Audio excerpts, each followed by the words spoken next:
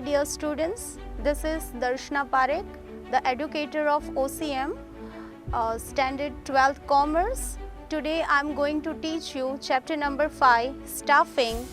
As you all know, staffing is very important chapter for the board examination. So in this lecture, I am going to cover two detailed answer of recruitment. So let us begin with. First of all, let me introduce the term recruitment with you. Recruitment is to be made when a new enterprise is established, when an existing unit is expanded, or when an employee resigns, dies or retires. तो बच्चों, recruitment का मतलब ऐसा नहीं कि आप जितने भी कैंडिडेट आए उनको सिलेक्ट ही कर लो, ऐसा बिल्कुल भी नहीं है। सबसे पहले तो आप जितने भी क्वालिफाइड कैंडिडेट हैं उनको अट्रैक्ट कीजिए कि वो ज़्यादा से ज़्यादा नंबर में आपको एप्लीकेशन करें, जिससे आप बेस्ट ऑफ बेस्ट कैंडिडेट को सिलेक्ट कर पाए for your betterment of your enterprise. So, recruitment is the process of looking for probable employees and making them apply for the job. Recruitment is the process of acquiring at the right time, in the right number, in the right place, person with the right qualification. So my dear student, here it is a very important definition of recruitment कि recruitment में आप right time पे, right number में, right person को, right place पे, within right qualification आप उसको acquire करते हैं for the job कि जिससे आपको best candidate मिलेगा अपने enterprise में. So now let us learn the sources of recruitment. Recruitment के दो sources हैं. Number one is internal source of recruitment and number two is external source of recruitment. तो यहाँ पे division इस way में किया गया है, जब आप bottom level के employees के लिए आप looking for हो या तो उनको acquire कर रहे हो, तो internal source आपके लिए better option रहता है. When you goes for a higher post of employee, तो external source आपके लिए better option हो सकता है. Now let us see thoroughly what are the internal source of recruitment and external source of recruitment. Let us talk about first internal source of recruitment. Number one is promotion. Internal word से ही पता चलता है कि आप जो भी candidate या जो भी एम्प्लॉय को लेना चाहते हो, आपको वो अपने एंटरप्राइज के अंदर से ही मिल जाएंगे. तो these are the list of internal sources. उसमें सबसे पहले आता है प्रमोशन. प्रमोशन का मतलब ये है आपके एग्जिस्टिंग जितने भी एम्प्लॉयज़ हैं उसमें एक्स्ट्रा ऑर्डिनरी वर्क जो एम्प्लॉय कर रहे हैं उनका वर्क, उनका सर्विंग, उनका period of time to serve with your enterprise, other things are the reason why you are posting him or her to a higher post with higher authority, responsibility and salary.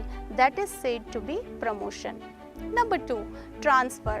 अगर आप promote नहीं कर रहे हैं, मतलब आप person की authority, responsibility और सैलरी नहीं बढ़ा रहे हैं, बट ऐसा कोई सिचुएशन है, आपको ऐसे कोई एम्प्लॉयज़ के रिक्वायरमेंट है कि जहाँ पे डिपार्टमेंटल वर्क चल रहा है, एक डिपार्टमेंट में ज़्यादा एम्प्लॉयज़ है और दूसरे में उसका कम एम्प्लॉयज़ है, तो आप एक पोस्ट को, जो कि सिमिलर पोस्ट हो सकती है, एक डिपार्टमेंट से दूसरे डिपार्टमेंट में उसको ट्रांसफ़र कर सकते हैं. The work, authority, responsibility, salary, there will be no change in that, but work का जो प्लेस है या डिपार्टमेंट है या तो जोन है वो चेंज हो जाएगा. That is said to be transfer of the employee. Now next is friend and relatives of the employees. अगर बॉटम लेवल के एम्प्लॉयज़ में आपको रिक्रूट करना है तो you can ask for your existing employees that if they have any contact और any information about their friends and their relative who are eligible for the job, they can ask them and they can make them apply for the job. Next is recalling the retrenched employee. Retrenched employees are those employees कि जो past में आपके यहाँ काम करते थे, because of some reason या तो उन्होंने जॉब छोड़ दी या तो आपके एंटरप्राइज में एक्सेसिव मैन पावर था और अभी उनकी जॉब नहीं है कंटिन्यू आपके यहाँ.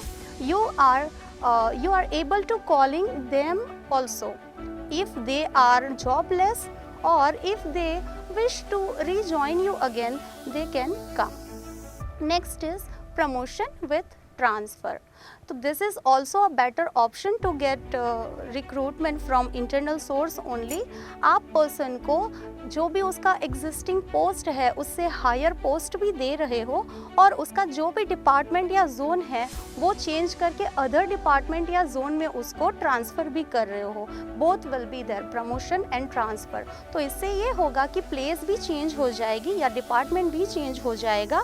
ऑथोरिटी, रिस्पॉन्सिबिलिटी, वर्क और सैलरी सब हायर हो जाएगा या अपग्रेड हो जाएगा. Now the last one is a waiting list. तो हम ऐसा मान लेते हैं कि प्रीवियसली पास्ट में कभी आपने पूरा इंटरव्यू प्रोसेस किया था तो जिसमें से आपने टॉप 10 या टॉप 5 जितने भी रिक्वायरमेंट थे उन लोगों की एक लिस्ट बनाई थी और उसमें से बेस्ट ऑफ बेस्ट कैंडिडेट को आपने सिलेक्ट किया था. नाउ सपोज कि रिक्वायरमेंट पास में सिर्फ 2% की थी और आपने लिस्ट 10 बेस्ट ऑफ 10% का बनाया था. तो 2 को आपने सिलेक्ट कर लिया, बाकी के 8 भी बहुत ही इंटेलेक्चुअल थे, एलिजिबल थे, बट उस टाइम पे उतना रिक्रूटमेंट था ही नहीं कि आप उनको सिलेक्ट कर पाओ. तो वो जो 8 थे वो आपकी वेटिंग लिस्ट थे. अभी आपको ज़रूरत है एम्प्लॉयज़ की तो you can contact them which is known as waiting list. So here's our detailed answer is conclude that whenever you are requiring bottom level of employees you can go for internal source of recruitment. The sources are promotion, transfer, friends and relatives of the employee, recalling the retrenched employees, promotion with transfer and waiting list. Thank you.